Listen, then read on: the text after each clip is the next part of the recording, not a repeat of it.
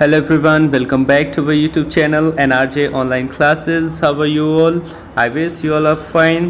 आज हम लोग आपके सामने एक नया टॉपिक डिस्कस करने जा रहे हैं और वो आज का जो टॉपिक है वो है हमारा related to idiom phrases. Idiom से रिलेटेड है और आप लोग जानते हैं इन जो ईडियम्स हैं वो हमारे एग्ज़ाम्स के लिए बहुत इंपॉर्टेंट है, वो चाहे एयरफोर्स हो, एनडीओ हो, नेवी हो, एसएससी का कोई भी एग्ज़ाम हो, बैंक का हो एग्ज़ाम हो, तो ईडियम्स तो बहुत ही इंपॉर्टेंट है। और ईडियम्स हमारी जनरल लाइफ में जो टॉक करने की बातचीत करने में भी हमारी काफ़ी हेल्प करते हैं। ईडियम्स जैसे कि आप सभी जानते हैं जो कम शब्दों में हमारी बड़ी से बड़ी बात को कहने में हेल्प करते हैं, हमारी भाषा को और बेहतर से उसको सजाने का जो काम करते हैं, उन्हें ईडियम्स या मुहावरे जिनको हम हिंदी में जानते हैं, तो उनकी के बारे में डिस्कस करेंगे। और ये इनको डिस्कस करने का जो ज़रिया है वो हमारा है स्टोरी। स्टोरी के ज़रिए से हम ना सिर्फ ईडियम्स लर्न करेंगे, उसके साथ साथ हम इनमें देखेंगे वोकैब का भी सेक्शन, ठीक है। वोकैब भी सीखेंगे, इसमें जो भी इंपॉर्टेंट वोकैब्स हैं उनके बारे में भी समझेंगे, ठीक है। तो चलिए हम लोग स्टार्ट करते हैं। तो आज का जो पहला वोकैब है, पहला वर्ड है, अगर आप देख रहे हैं तो पहले हम टाइटल की बात कर लेते हैं। जिससे टाइटल है आपका cock and bull story. Cock and bull story, इसका मतलब क्या होता है? इसका मतलब होता है अ कुक्ड अप स्टोरी। अ कुक्ड अप स्टोरी मतलब बनाई हुई, पकाई हुई, ठीक है, मतलब मनगढ़ंत कहानी, ठीक है। इसका मतलब होता है मनगढ़ंत कहानी। चलिए, एक कहानी है जो कि मनगढ़ंत है, उसी पर हम लोगों को चर्चा करनी है और उसी से रिलेटेड जो वर्ड्स हैं उनको डिस्कस करने हैं। जैसे फर्स्ट वर्ड है कुडोज। कुडोज का मतलब क्या होता है? कुडोज मतलब आपकी इसका मतलब हुआ प्रेज गिवन फॉर अचीवमेंट, मतलब किसी ने कोई अचीवमेंट पाई है उसके लिए आप उसकी प्रशंसा कर रहे हैं, प्रेज कर रहे हैं। प्रेज मतलब प्रशंसा, मतलब किसी उपलब्धि के लिए प्रशंसा करना, ठीक है। टू मिस्टर नरेंद्र मोदी, ठीक है। ये एक स्टोरी है जिससे हमारा कंप्रीहेंशन, रीडिंग स्किल भी डेवलप होगा और वोकैब, ईडियम सारा कुछ एक साथ ही कवर हो जाएगा, ठीक है। Kudos to mister Narendra Modi मतलब हम नरेंद्र मोदी जी की क्या कर रहे हैं? प्रशंसा कर रहे हैं। Now I do believe with certitude. Now I do believe with certitude. Certitude मतलब क्या होता है? सर्टिट्यूड मतलब होता है सर्टेनिटी। सर्टेनिटी मतलब निश्चितता। I do believe with certainty मतलब मैं निश्चितता के साथ उन पर बिलीव करता हूँ, ठीक है। That Indian soldiers will no longer be sitting ducks, कि जो इंडियन सोल्जर्स हैं वो अब क्या नहीं रहेंगे? सिटिंग डक्स नहीं रहेंगे, ठीक है। सिटिंग डक्स मतलब क्या होता है? सिटिंग डक मतलब होता है डिफेंसलेस एंड इजी प्रे, ठीक है। इजी प्रे मतलब आसान शिकार, ठीक है। सिटिंग डक्स मतलब आसान शिकार, मतलब जिसको कोई अभी आके मार दे और वो क्या करेंगे? अपने आप को डिफेंस भी नहीं करेंगे और आसानी से मारे जाएंगे, तो ऐसा अब नहीं होगा, ठीक है। नेक्स्ट आइए, Kashmir has been an apple of discord for India and Pakistan. Kashmir has been, जो कश्मीर है वो इंडिया पाकिस्तान के लिए एक एप्पल ऑफ डिस्कॉर्ड बनी हुई है। एप्पल ऑफ डिस्कॉर्ड मतलब क्या होता है? एप्पल ऑफ डिस्कॉर्ड, और आगे आप देख पा रहे हैं एप्पल ऑफ डिस्कॉर्ड मतलब होता है कॉज ऑफ क्वेरल, ठीक है, झगड़े की जड़, ठीक है। And both the countries have been at daggers drawn for the bone of contention. जो दोनों कंट्रीज हैं वो हैं at daggers drawn. At daggers drawn मतलब क्या होता है? In a state of open hostility, ठीक है। In a state of open hostility. Hostility मतलब क्या हुआ? दुश्मनी, मतलब क्या हुआ? एट डैगर्स ड्रॉन मतलब दुश्मनी की अवस्था में। हॉस्टिलिटी से रिलेटेड एक वर्ड होता है हॉस्पिटैलिटी।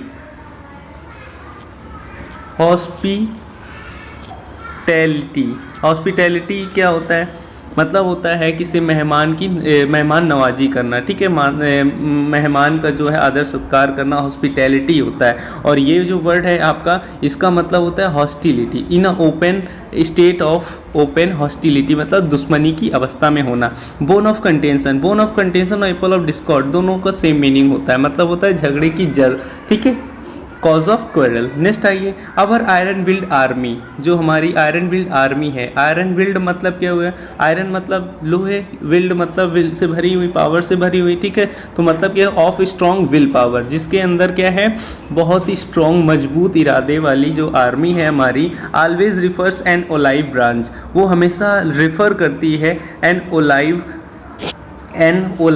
ब्रांच, ठीक है, वो क्या रिफर करती है, एन ओलाइव ब्रांच। एन ओलाइव ब्रांच मतलब क्या होता है, एन ओलाइव ब्रांच का मतलब होता है सिंबल ऑफ पीस, मतलब शांति का प्रतीक। मतलब हमारी जो इंडियन आर्मी है वो क्या हमेशा शांति का प्रतीक रहती है, वो हमेशा शांति से झगड़े को निपटाने की कोशिश करती है। टू बैड ब्लड, ठीक है, बैड ब्लड मतलब क्या होता है, बैड ब्लड तो एनिमोसिटी, दुश्मनी,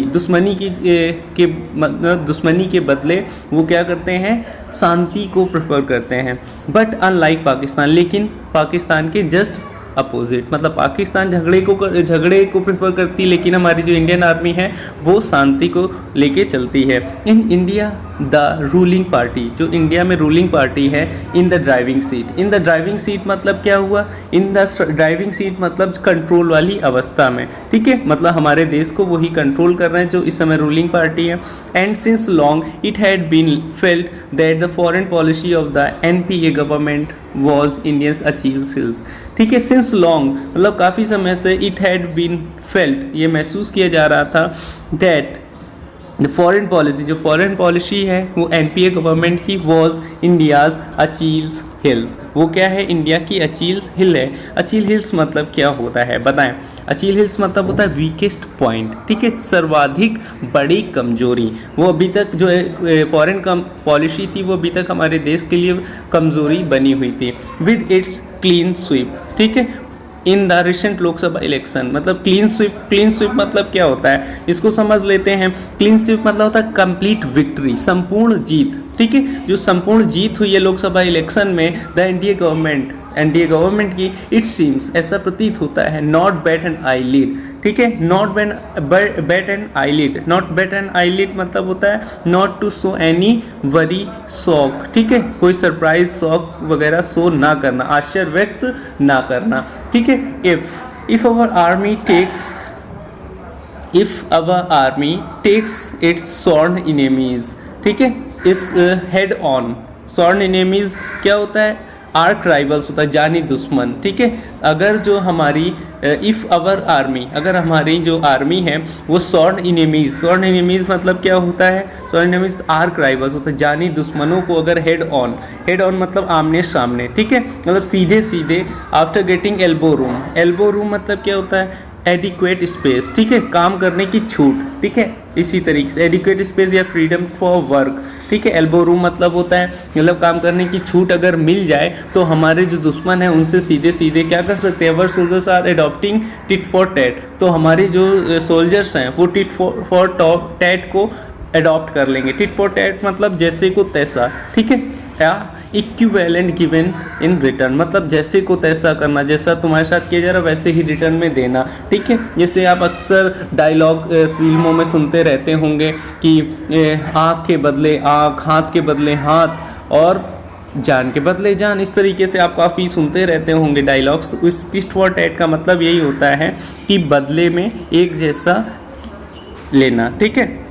चलिए नेक्स्ट देख लेते हैं, जैसे कहेंगे हाँ, are fighting tooth and nail at the border policy and are fighting tooth and nail at the border. Tooth and nail मतलब क्या होता है, विद ऑल अवेलेबल मीन्स, ठीक है, मतलब जितने भी जो साधन हैं तो उनसे पूरे जी जान लगा देना, ठीक है। फाइटिंग टूथ एंड नेल मतलब पूरे जी जान लगा देना, बॉर्डर पे वो अपनी जान लगा रहे हैं। Our adversary unused to such retaliation, ठीक है।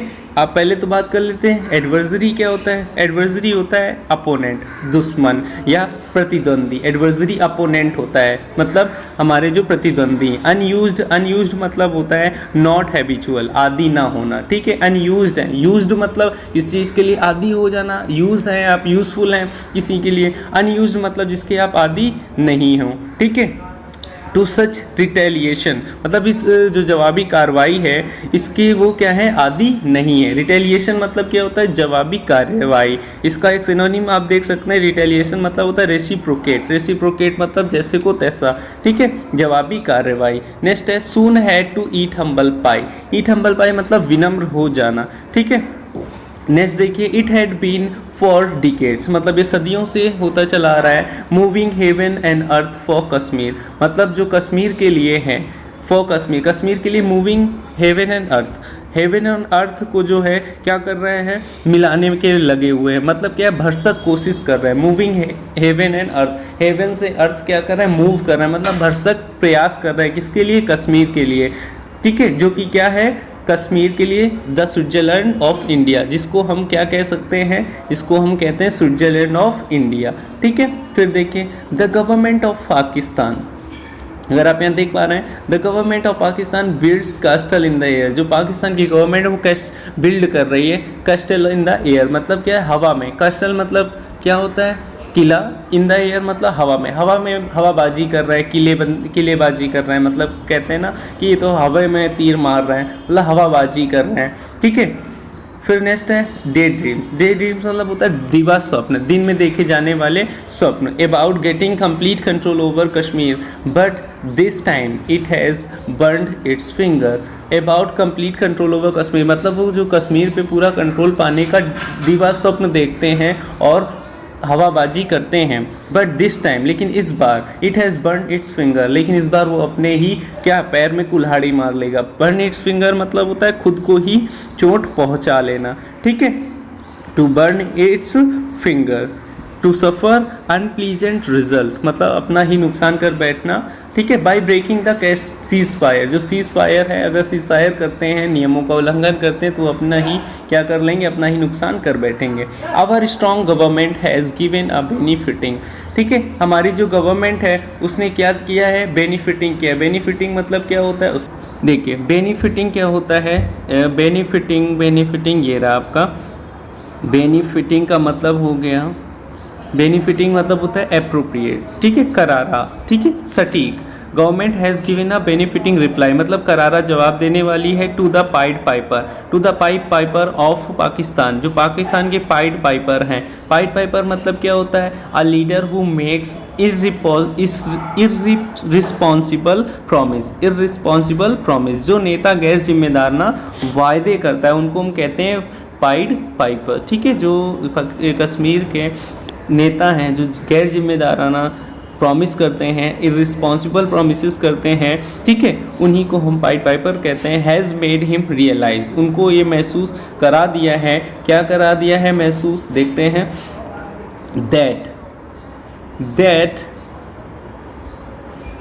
That if he sows the wind he will have to reap the whistle, उन्हें महसूस करा दिया गया है, sows the wind he will have to reap the will whistle. इसका मतलब क्या हुआ, समझ लेते हैं, ठीक है। इसका मतलब होता है किसी समस्या की शुरुआत करना जो बाद में काबू से बाहर हो जाए। मतलब वो बार बार सीज फायर करके अगर इंडिया के लिए प्रॉब्लम बनने की कोशिश करेंगे तो ये प्रॉब्लम उनके लिए ही भारी हो जाएगी। इस सिचुएशन को हम एक और कंडीशन से रिलेट करना चाहेंगे, जैसे कि इस टाइम आप लोग देख रहे हैं कोरोना वायरस काफ़ी तेज़ी से फैला हुआ है, तो ये इसके बारे में खबर आ रही है कि ये चाइना के वुहान शहर से स्टार्ट किया गया है। मतलब जो चाइना ने क्या किया है, उसको कोरोना वायरस फैला के अपना प्रॉफिट कमाने की कोशिश की, मतलब एक समस्या की शुरुआत करने की कोशिश की, लेकिन अब क्या हो गया, वही समस्या उसके लिए क्या हो गई, काबू से बाहर हो गई, मतलब उसके ही के लिए ही मुसीबत बन गई है, ठीक है। तो इसी को हम और शब्दों में कहना चाहें तो to start some kind of trouble that grows much larger than one has plan, मतलब जैसा उसने प्लान किया था उससे बड़ी वो समस्या बन चुकी है और उसके काबू से बाहर हो चुकी है, ठीक है। तो इसका मीनिंग आप समझ गए होंगे। आगे देखते हैं, Pakistan will now hem and haw around, ठीक है। जो पाकिस्तान है वो अब हेम एंड हॉ अराउंड कर रहा है, मतलब क्या हो रहा है, टू बी इवेसिव, ठीक है, टू बी इवेसिव मतलब बचने की कोशिश कर रहे हैं। Avoiding taking the bull by the horn, ठीक है, to take the bull by the horns मतलब होता है to deal with a problem, ठीक है, मतलब क्या है, किसी प्रॉब्लम से दृढ़तापूर्वक सीधे सामना करना, ठीक है। To taking the bull by the horns मतलब अब आप कैसे सीधे सामना, मतलब अब किसी बुल के सामने खड़े होकर उसके सींगें पकड़ के आप सामना कर रहे हो, मतलब क्या आमने सामने खड़े होकर सामना कर रहे हैं, ठीक है। तब willow will the will o the wisp, the will o the wisp मतलब क्या हो गया, of Pakistan of getting every inch of Kashmir. तो विल ओ विस्प मतलब हो गया अ मिसलीडिंग होप, ठीक है, एक भ्रामक उम्मीद जो पाकिस्तान ने लगा रखी है every inch of Kashmir, Kashmir के एक एक इंच को पाने की, ठीक है, उसी के बारे में आगे देखते हैं। The paradise on earth, paradise मतलब स्वर्ग होता है, ठीक है, on earth seems a farce, farce क्या होता है, फार्स होता है हास्यास्पद, ठीक है। After the UN has decided to sit on the fence, ठीक है, जब ये क्या हो गई, एक हास्यास्पद बात हो गई जब यूएन जो है, यूनाइटेड नेशंस है, सिट ऑन द फेंस है। सिट ऑन द फेंस मतलब झाड़ी में एक तरीके से वो क्या है कि वो एक हम कह सकते हैं not to take side in a dispute, मतलब एक कोई झगड़ा चल रहा है उसमें कोई साइड वो नहीं ले पा रहा, ना इंडिया की ना पाकिस्तान की, मतलब वो क्या हो गया, किसी का पक्ष नहीं ले पा रहा, खुद कंफ्यूज हो चुका है, ठीक है। तो सिट ऑन द फेंस मतलब एक कंफ्यूज स्टेट भी बोल सकते हैं। यूनाइटेड नेशंस सेक्रेटरी जनरल बान की moon reiterated that the dispute of Kashmir must be solved through bilateral, ठीक है। तो जो सेक्रेटरी हैं, जनरल सेक्रेटरी हैं आपके यूनाइटेड नेशंस के, उन्होंने बान की मून ने रिट्रेटेड मतलब क्या होता है, इसको समझ लेते हैं। रिट्रेटेड मतलब होता है दोहराना, रिपीट करना। That the dispute of Kashmir must be solve through bilateral, उन्होंने दोहराया है कि जो कश्मीर का डिस्प्यूट है, झगड़ा है, डिस्प्यूट मतलब झगड़ा, वो सॉल्व किया जा सकता है थ्रू मतलब के ज़रिए से, किसके ज़रिए से, बायलैटरल। बायलैटरल मतलब क्या होता है, द्विपक्षीय वार्ता से, ठीक है, मतलब दोनों पक्षों को बैठाल के वार्ता करने से ही सही हो सकता है, ठीक है, थ्रू टॉक्स, बातचीत से। बायलैटरल टॉक का ही मतलब होता है द्विपक्षीय वार्ता। The US stand through cold water, ठीक है, थ्रू कोल्ड वाटर क्या होता है, थ्रू कोल्ड वाटर होता है टू क्रिटिसाइज और stop someone from doing something, ठीक है, मतलब किसी की उम्मीद पे पानी फेर देना, ठीक है। Nawaz Sharif last hope and Ban Ki Moon's refusal to give air क्या होता है, उसको समझ लेते हैं। गिव एयर मतलब होता है टू लिसन टू, मतलब किसी चीज़ को सुनना, ध्यान से सुनना। पाकिस्तान की रिक्वेस्ट को उन्होंने ध्यान से सुना। फॉर इंटरवेंशन क्या होता है, इंटरवेंशन होता है बीच में आना, मतलब बीच में आना, इंटरप्ट करना, हमारे जो मतलब जो झगड़ा है उसके बीच में आके इस झगड़े को समाप्त करने की कोशिश करना। Has put Pakistan in a tight corner, उसने क्या कर दिया, पाकिस्तान को टाइट कॉर्नर पे रख दिया है। तो टाइट कॉर्नर मतलब क्या होता है, इन अ डिफिकल्ट सिचुएशन, उसने उनको पाकिस्तान को डिफिकल्ट सिचुएशन में डाल दिया, मुश्किल अवस्था में डाल दिया है। Our soldiers are on guard and are also hung ho, ठीक है।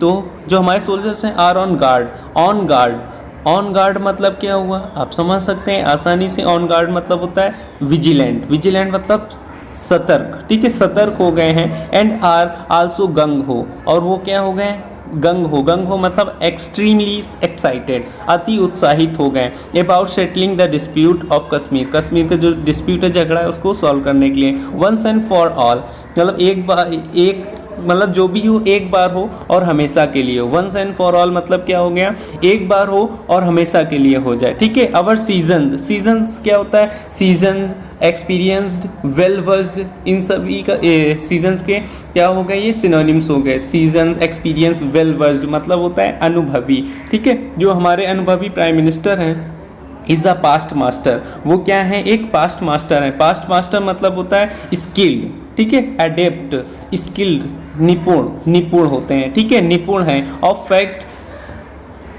Fact and knows that war always make a country pay through its nose, और जो वॉर होते हैं वो एक कंट्री को, देश को पे थ्रू इट्स नोज कर देते हैं। मतलब क्या हो गया, मतलब उनको भारी कीमत चुकानी पड़ती है। बिसाइड दिस, इसके अतिरिक्त, बिसाइड्स मतलब अतिरिक्त। इट में टर्न आउट टू बी मतलब हो जाना, कुछ परिवर्तित हो जाना। किस में परिवर्तित हो जाना, ठीक है, साबित होना, किस में साबित हो गए, किस में परिवर्तित हो गए।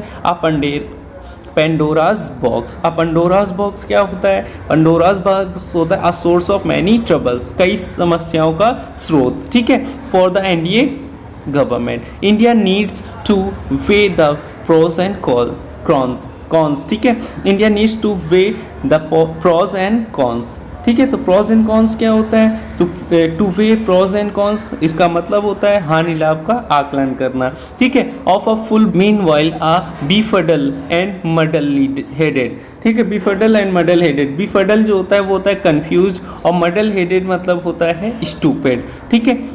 मडल हेडेड हो गया आपका बेवकूफ़, और बीफडल हो गया आपका कंफ्यूज्ड, ठीक है। नेक्स्ट देखते हैं Bhutto, baby Bilawal Bhutto out there is crying for the moon. Crying for the moon मतलब क्या हो गया, मून क्या होता है, चंद्रमा। अब कोई बच्चा जैसे होता है वो क्या करता है, चंद्रमा की मांग करता है कि मुझे वो चाहिए। जैसे हनुमान जी थे, उन्होंने जब सुबह से सूर्य को देखा तो उन्हें वो एक अच्छा सा एक आम जैसा लगा और उसको खाने को चल पड़े, ठीक है। उसी प्रकार ये हो इन्हें बात कही जा रही है, जो बेबी बिलावल भुट्टो हैं, out there in a crying is crying for the moon. तो क्राइंग फॉर द मून मतलब क्या हो गई, मतलब चंद्रमा के लिए वो रो रही हैं, चंद्रमा के लिए रो रही हैं, मतलब क्या हो गया भाई, क्राइंग फॉर द मून मतलब एक बड़ी सी असंभव चीज़ को क्या कर रहे हैं, मांगने की उम्मीद कर रहे हैं।